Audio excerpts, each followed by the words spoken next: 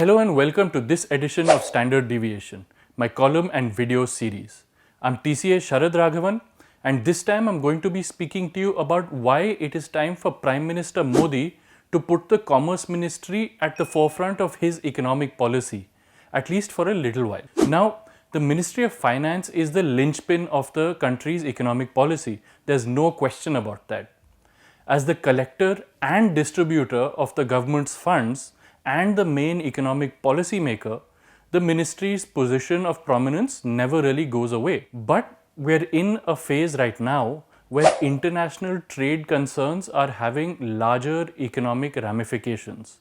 And so the Commerce Ministry should assume, at least for some time, pole position in economic policy. Also, if Prime Minister Modi decides to shift his focus towards the Ministry of Commerce, it's important that he stresses the difference between agility and skittishness. There's a lot happening in India's trade relations with countries around the world, some beyond our immediate control and others resulting directly from India's own actions. Many of these developments require quick action on our part, but that shouldn't encourage the kind of knee-jerk reactions which the Commerce Ministry has indulged in recent times. The biggest concern for India right now is the decline in both merchandise exports and imports over the past 8 months. Falling exports are largely due to the global economic slowdown, but they disproportionately affect India's MSME exporters. On the flip side, falling merchandise imports at a time when India's growth is expected to be just about 6 to 6.5% means that there's something worrying happening with manufacturing and consumption, which are the two dominant sectors in India's non-oil imports. Let's start with exports first.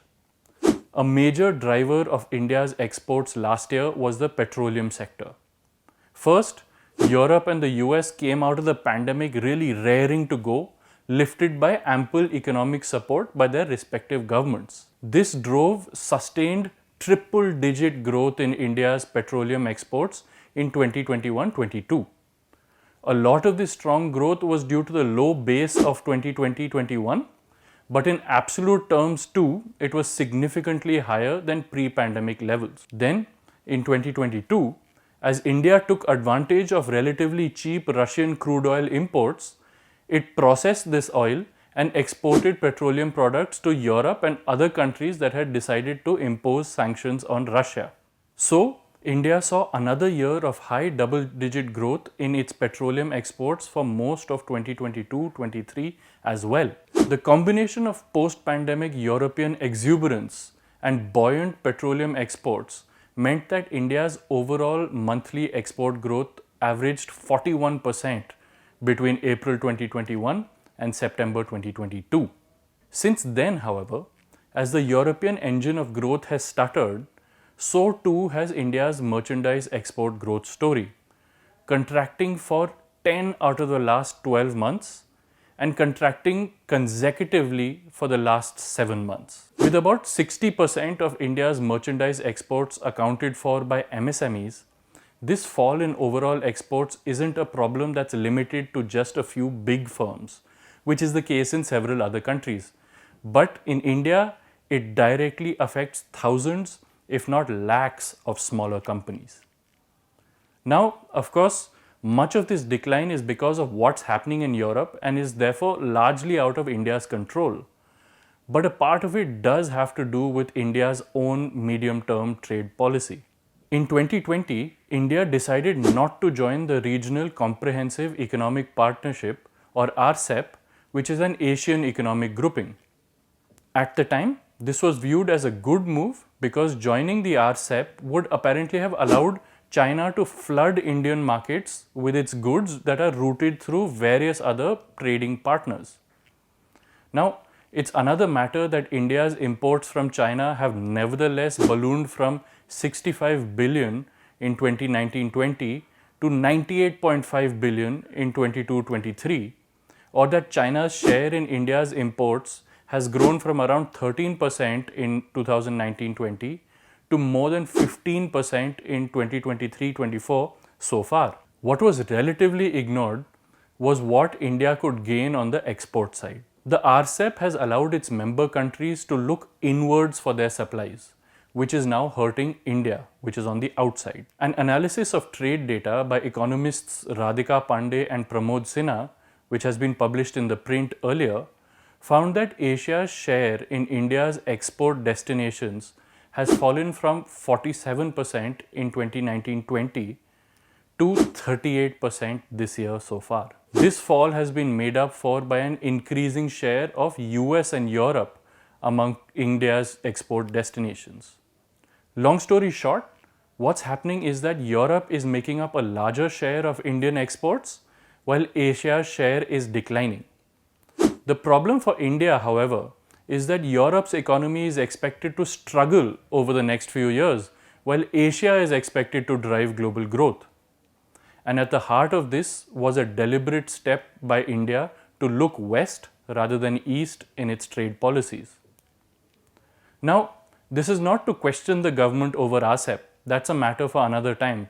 I'm sure the government has strategic reasons for not joining it. But the fact remains that it must nevertheless address the ongoing outcomes of such a decision. And that's where agility in policy making comes in.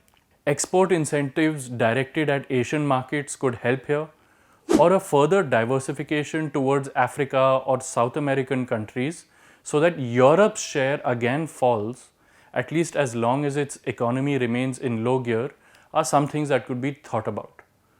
A quick pivot is important, and the idea of the slow Indian elephant needs to be discarded. Now let's come to imports. The decline in both oil and non-oil imports is a matter that should be occupying a large part of the government's attention. Reducing imports due to increasing self-sufficiency, which is what India aims for, and which would mean that we are catering to our own demand with our own supply, should ideally result in higher economic growth than what the government is estimating, which is 6.5%. But if growth is average and both oil and non-oil imports are decreasing even in absolute terms, then it means there's something very worrying going on in the economy, especially in manufacturing and consumption. Finally, we come to geopolitical issues, which India cannot ignore. With Saudi Arabia and Russia extending their oil production cuts to push oil prices higher, the price of oil has been hovering in the $88 to $92 a barrel range. Supply disruptions from an extended Israel-Hamas war could push this up further. Costlier oil is a direct problem for India and has ripple effects that permeate throughout the economy. It hurts government finances, pushes up inflation, devalues the rupee, impacts the current account deficit, depletes foreign exchange reserves, dents corporate profitability, and can really pinch the pockets of the average Indians. India is a big and attractive market for oil, and deft energy deals that can be done quickly can leverage this factor to secure favorable oil prices. But this must be a priority and not just something that happens on autopilot. India's agility will best be displayed if it can quickly pivot from exporting what a slowing Europe needs to exporting what a growing Asia wants. Imposing sudden export and import bans that leave trading partners flummoxed and irritated is not the way. This is an area that needs focused attention and the attention of the Prime Minister. On that note, that's all from me. Thank you for watching.